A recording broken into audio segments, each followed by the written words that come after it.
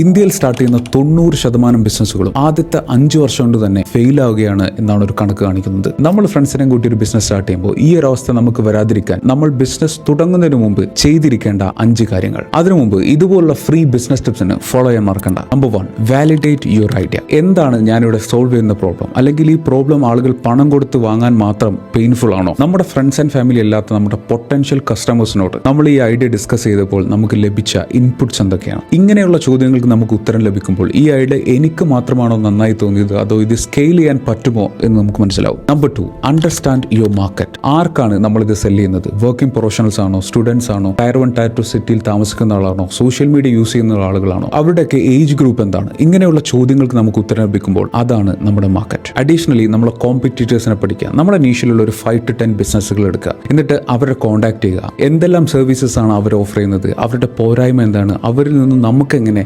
Stand out ചെയ്യാൻ പറ്റും എന്നൊക്കെ പഠിക്കുക. Number 3, register your business legally. നിങ്ങൾ ഒറ്റക്കാണ് ബിസിനസ് ചെയ്യുന്നുണ്ടെങ്കിൽ സോളോ പ്രൊപ്രൈറ്റർഷിപ്പിൽ രജിസ്റ്റർ ചെയ്യാം. ഇനി നിങ്ങൾക്ക് പാർട്ട്നേഴ്സ് ഉണ്ടോ അല്ലെങ്കിൽ ഫണ്ടിങ് വേണമെന്നുണ്ടെങ്കിൽ LLP or private limited company ആയിട്ട് രജിസ്റ്റർ ചെയ്യാം. ബിസിനസിന്റെ നെയിം ട്രേഡ് മാർക്ക് എടുക്കാൻ അവൈലബിൾ ആണോ? അവൈലബിൾ ആണെങ്കിൽ അതിന് അപ്ലൈ ചെയ്യുക. ഡൊമൈൻ നെയിംസും എടുത്തു വെക്കുക. Number 4, plan your finance. One time investment ആയിട്ട് എത്ര രൂപ വേണ്ടി വരും? മന്ത്ലി കമ്പനി റൺ ചെയ്യാൻ ഫിക്സ്ഡ് കോസ്റ്റ് ആയിട്ട് എത്ര രൂപ വേണ്ടി വരും? എത്ര മന്ത് നമുക്ക് പ്രോഫിറ്റ് ഇല്ലാതെ വർക്ക് ചെയ്യാൻ സാധിക്കും? കയ്യിലുള്ള മുഴുവൻ പണവും നമ്മൾ വൺ ടൈം കോസ്റ്റ് ആയിട്ട് ഇൻവെസ്റ്റ് ചെയ്താൽ പിന്നെ നമ്മുടെ അടുത്ത് റണ്ണിംഗ് കോസ്റ്റിനുള്ള പണം ഉണ്ടാവില്ല. So plan accordingly. Number 5, build an online presence. സ്റ്റാർട്ടിംഗിൽ തന്നെ ഒരു ഓൺലൈൻ പ്രസൻസ് ഉണ്ടാക്കിയാൽ അത് നമ്മുടെ ബിസിനസ്സിന് കൂടുതൽ ട്രസ്റ്റ് കൊണ്ടുവരും. Trust is money. Create an Instagram account, document your journey, show your struggle, show your success. Sell ചെയ്യാൻ തുടങ്ങുന്നതിന് മുമ്പ് തന്നെ we can build that trust through online. നിങ്ങൾ ബിസിനസ് ചെയ്യാൻ ആഗ്രഹിക്കുന്ന ഞാൻ നേരത്തെ പറഞ്ഞ ഫ്രണ്ട്സിലെ അവർക്കെല്ലാം ഈ വീഡിയോ ഷെയർ ചെയ്തുകൊണ്ട് ഇതൊക്കെ നമുക്ക് ചെയ്യാനുള്ളതാണ് എന്ന് പറഞ്ഞോളൂ.